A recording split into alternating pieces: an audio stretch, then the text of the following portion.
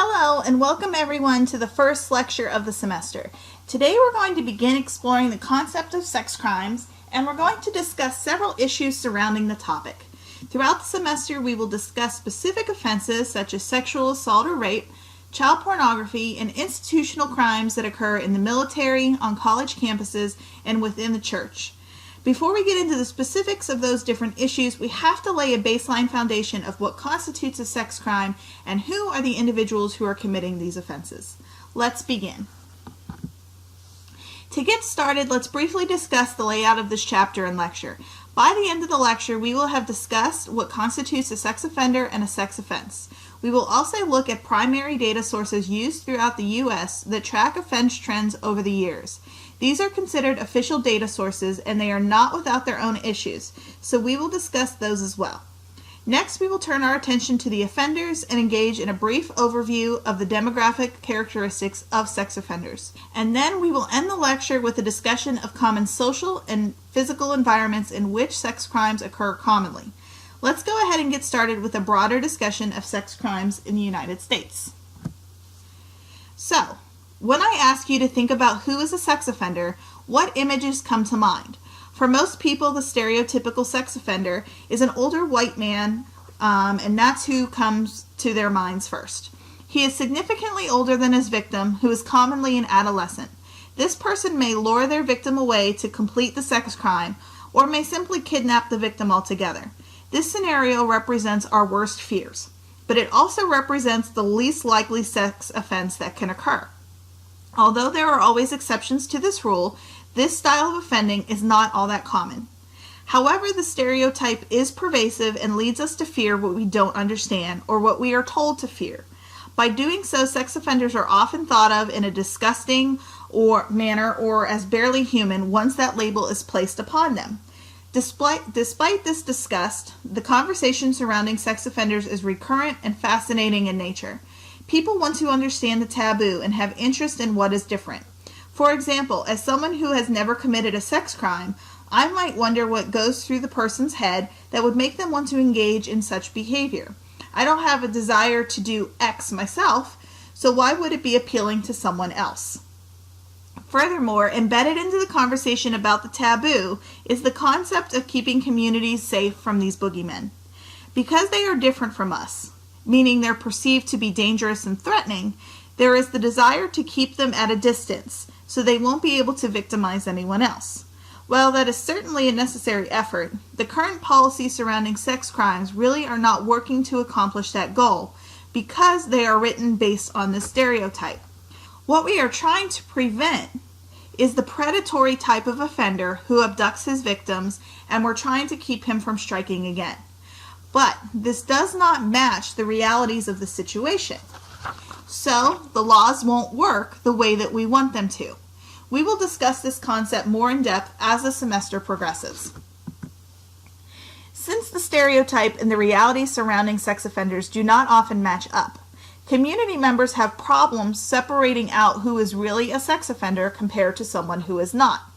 The term sex offender is a formal designation that is issued upon an individual post-conviction.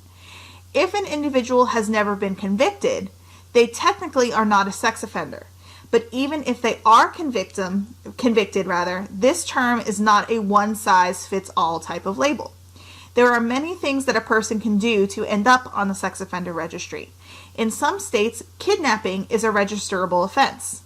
Indecent exposure, voyeurism, and in some cases, prostitution can land you a spot on the registry as well. However, we are really thinking about the more violent and invasive sex crimes like rape and child sexual assault when we discuss or think about sex offenders. So as you can see, these crimes and offenders are very diverse or heterogeneous in nature. There is no common profile that fits the stereotype that we think of. Obviously, if you are a convicted sex offender, you have engaged in an offense that is against the law. As we discussed, the variety of offenses that constitutes a sex crime is diverse and the list is often long. But these crimes typically involve visual or physical contact. Offenses like rape or sexual assault involve physical contact with the victim and often includes penetration of some kind. Other offenses like child pornography are typically possession type offenses that require visualization of the victim rather than direct contact. So once that person commits an offense categorized as a sex crime and is convicted in a court of law for that crime, then he or she can be classified as a sex offender once the court places that formal designation on the defendant in question. In terms of official statistics regarding sex offenses, there are a few sources of information that we commonly use. The Uniform Crime Report provides information based on arrest records. The National Crime Victimization Survey provides information from the victims themselves. This is a self-report type of survey in which surveyors call people in their homes and ask about their previous histories with victimization. The survey is longitudinal in nature, which means that the researchers will follow up with participants every so often to see if there have been any additional victimizations in the house since the last check-in. Finally, the National Child Abuse and Neglect Data System focuses exclusively on those offenses committed against children. For the purposes of this lecture, we're going to focus on the UCR and some of the issues surrounding that data collection. The UCR collects data on all types of crimes committed throughout the United States in any given year. Once an arrest is made, it is classified as either a Type 1 or a Type 2 offense, and that recording is sent to the FBI at the end of the year. The FBI collects these statistics from all local, state, and federal law enforcement agencies. This allows the FBI to be able to aggregate the data for the whole country and also to examine trends based on regions as well. This slide shows an example of a report that comes from a local police department in Marco Island, Florida. There are a few things that stand out here. The report lists the population size of the area, the crime rate based on that population. The clearance rates are listed as well. This means the percentage of crimes that are solved in which a defendant is arrested. You also see that a conviction does not need to occur in order for a crime to be considered cleared by the police. Then you will see a 2-year comparison of the crimes committed in this area. This report shows the change in offenses from 2014 to 2015. So for instance, if we look at aggravated assault, 3 of them occurred in 2014, but 8 occurred in 2015. So that means that there is a 166.7% increase in the number of aggravated assaults that occurred in Marco Island over a 1-year time period. In terms of sex offenses, the crimes can be classified as either a Type 1 or a Type 2 offense. Type 1 offenses are the index crimes and are considered to be the more serious of the 2 types. Notice that only forcible rape is part of the Type 1 crime category. This means everything else is a Type 2 crime and will be classified as such. The definition of forcible rape has caused some problems over the years. For the longest time, the FBI had used the very nuanced and narrowly defined definition of forcible rape to include, quote, the carnal knowledge of a female forcibly and against her will, unquote. This definition only allowed for female victimization and for a male offender to commit the crime. Carnal knowledge implies only vaginal penetration by a penis and does not allow for the use of foreign objects or for oral or anal penetration. Up through 1993, this definition also allowed for marital rape exemptions in some states, meaning that a husband would be legally allowed to rape his wife. In 2013, the FBI expanded the definition of forcible rape to include a gender-neutral definition of who could offend and who could be victimized, and the manner in which the rape can occur. Now all that is needed is penetration of some sort through oral, vaginal, or anal means. However, the forcible element is still there. If the crime involves incest or is really statutory rape, then those crimes would not be classified as forcible rape with the FBI. Type 2 offenses are really comprised of anything else other than rape and prostitution. So offenses like statutory rape, incest, or other crimes are considered Type 2 offenses. Like anything, the UCR is not without its problems. The UCR can only collect and report on crimes that are known to the police. Therefore, if sexual assault victims do not report their crimes to the police, they cannot be recorded. We call this the dark figure of crime. These are the crimes that occur but are never reported to the police and arrest is never made. There are a number of reasons why a victim doesn't want to report the crime to law enforcement. Maybe they're embarrassed or they're afraid.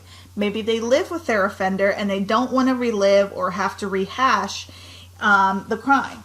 Any number of things are possible. However, when these crimes go unreported, this allows the offender to go free and the crime to remain unsolved. Additionally, when a crime is reported and multiple events are happening at once, the police are required under the hierarchy rule to only record the most serious or severe offense only.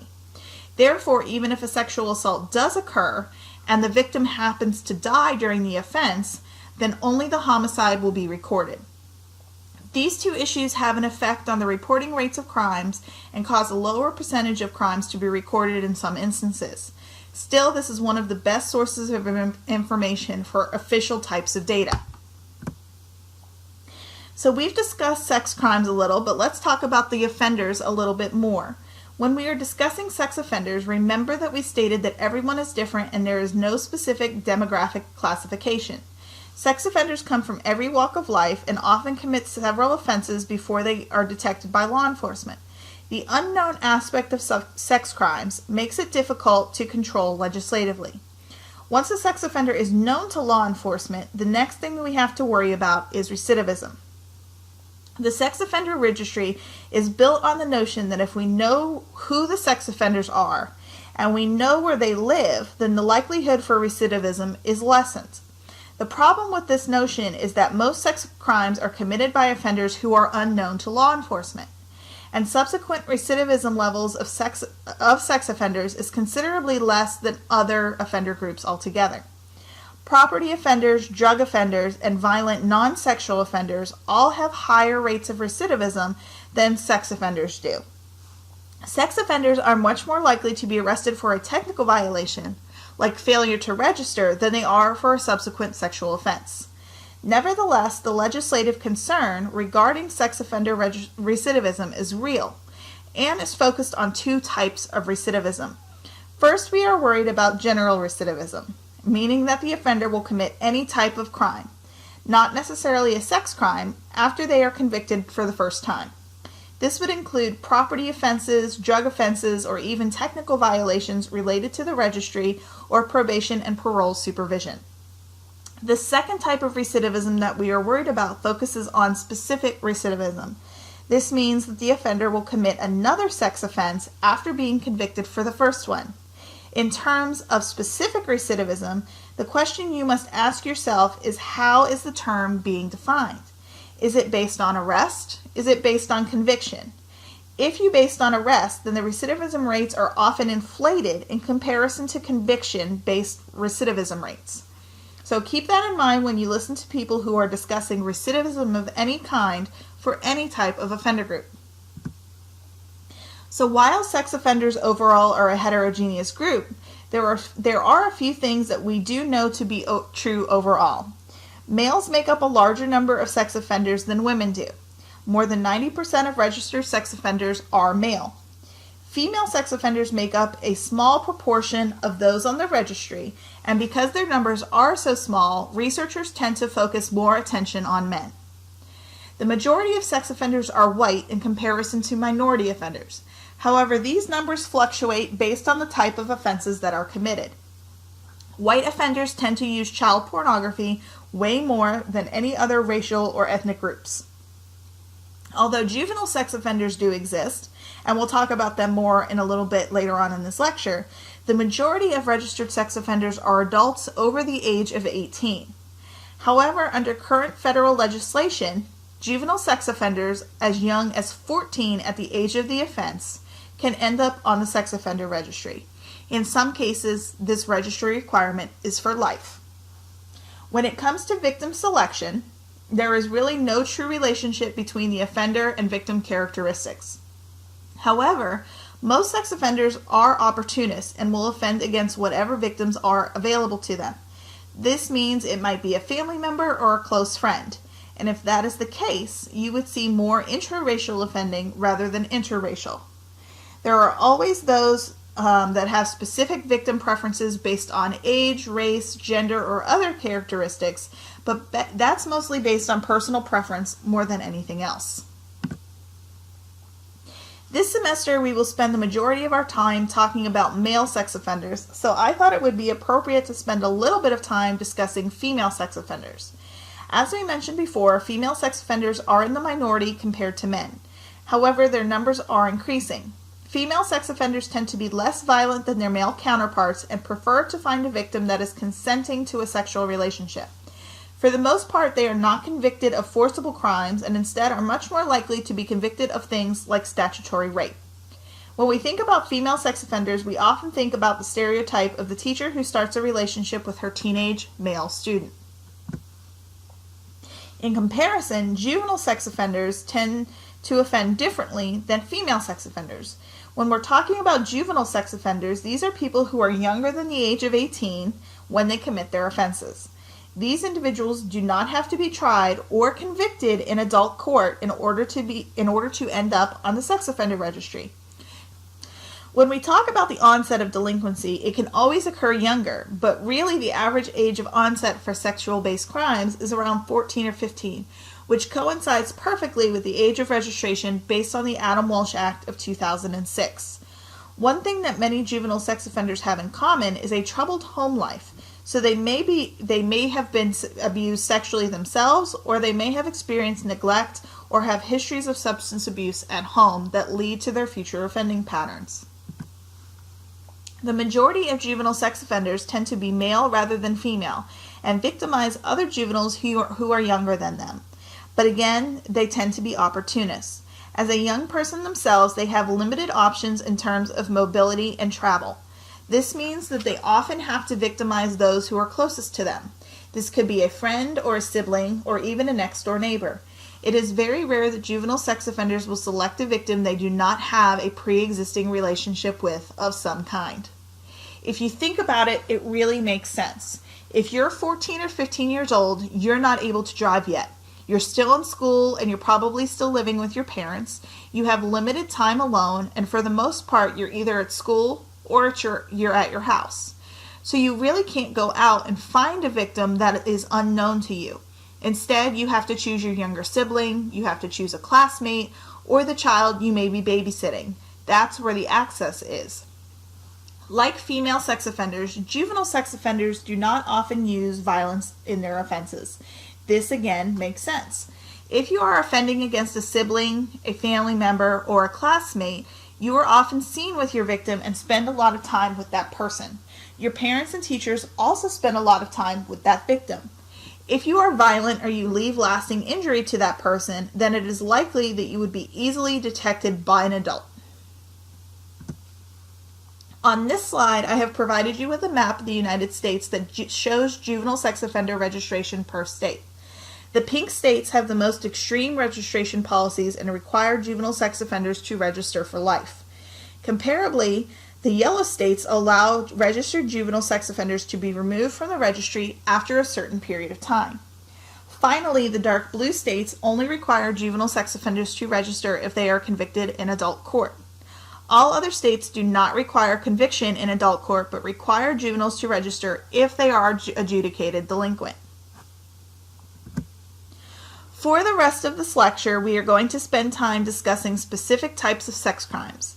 I'm not going to go too far in depth here since we will discuss more of them throughout the semester and in more detail. Let's begin with incest. The majority of sex crimes occur in the home, but not all offenses that occur in the house are considered incest. Incest is specifically defined as any sort of sexual activity that occurs between family members. This could be immediate family or even extended family. Family by marriage counts here as well. In comparison to other types of sex crimes, incest is especially problematic since the victims are often young and still live with their abusers. It's a difficult situation since incest offenders often groom their victims and coerce them into staying silent. Even if the victim did want to report to the authorities, oftentimes they stay silent for fear of reprisal from the abuser. Remember, they are still living with this person, so it makes things difficult if they speak out against the person and then nothing happens to cause legal separation from that abuser. Next, we'll turn our attention to date rape. We will discuss date rape more in greater detail when we get to Chapter 4, which focuses on rape in an overall general sense. But briefly, this is a sex crime that occurs when there is a pre-existing relationship between the offender and the victim. Typically, the victim is incapacitated through the use of alcohol or drug use. The consumption of the alcohol or drugs can be voluntary in nature. Date rape differs from forcible rape in that the victim often voluntarily associates with the offender and does not view this person as a threat. There might be a romantic desire or just friendship occurring, but the victim does not initially believe that the offender is capable of rape or does not believe that a rape is likely to happen. Additionally, date rape offenders are not likely to use force or violence to commit the rape. If alcohol is used, then verbal coercion is much more likely to occur. It was not until 1985 until we actually started calling this type of behavior date rape. For a long time, victims simply believed they had a bad one-night stand or they had consensual sex with the offender too quickly. This was largely due to modern views regarding romantic relationships and the desire to engage in sexual activity. Also in Chapter 4, we will begin a discussion of campus sexual assaults, which will carry over into the documentary that we're going to watch called The Hunting Ground. Campus sexual assault has become a pretty big topic of conversation over the last 12 years or so, especially once some of the bigger campus scandals erupted on the national news circuit. When we think of campus sexual assault, we normally think about things like the recent Baylor scandal, the accusations that were made against Jameis Winston while he was still at Florida State University, and the accusations that were made against the Duke lacrosse team. While those are big-ticket items, more commonly, campus sexual assault involves college-age students without any sort of athletic notoriety backing them. Like with date rape, campus sexual assault typically involves romantic partners, or at the very least, acquaintances. This type of assault is situated in a unique environment, a college campus. College campuses are governed by the same rules and laws that the rest of society must obey.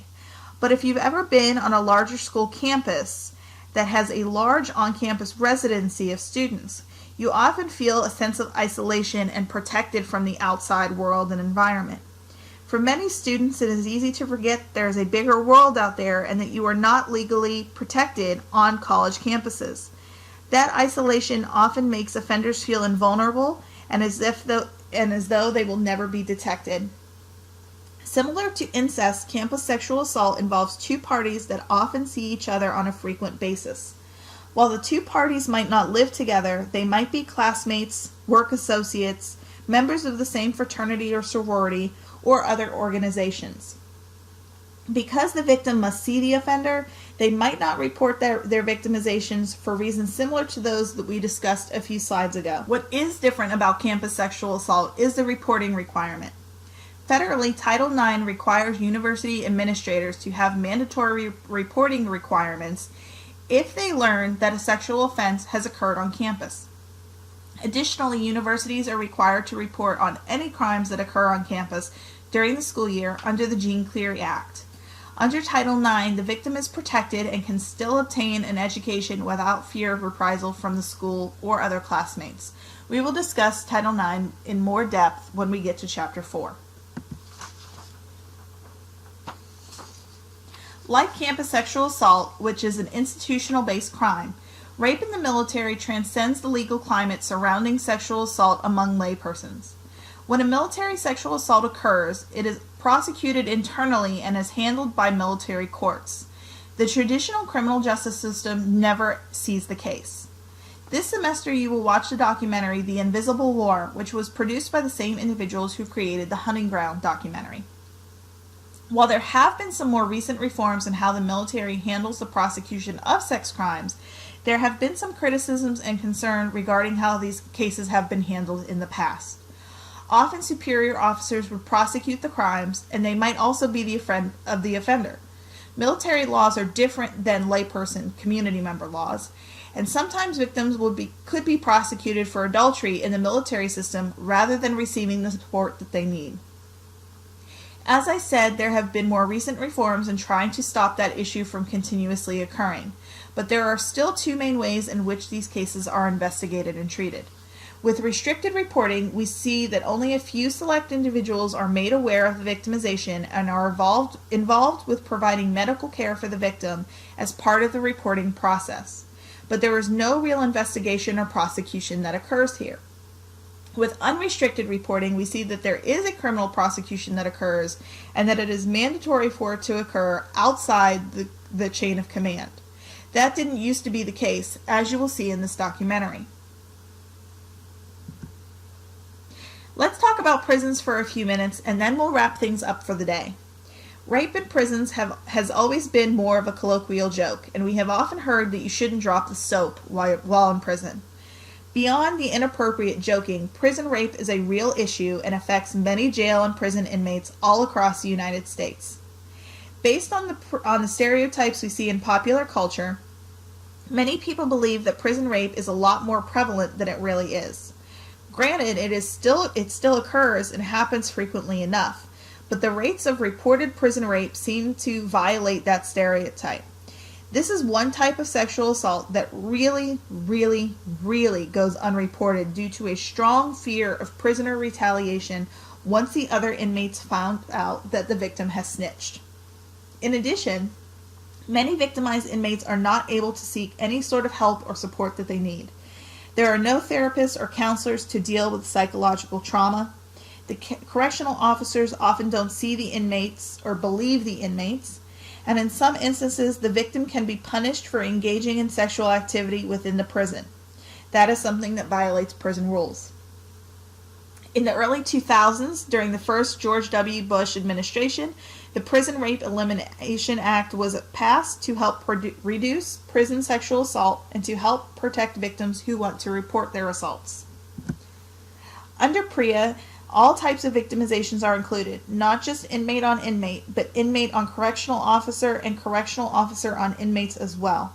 When a correctional officer rapes an inmate, they often use their power and authority over the inmate to remove the inmate's ability to consent, as they fear punishment if they do not comply. When we talk about prison rape, we see that force or threat of force is used a little less than half of the time. Sometimes the rape ends in physical injury or sometimes serious physical injury. It makes sense the majority of rapes do not often result in physical injury so that correctional officers do not get suspicious.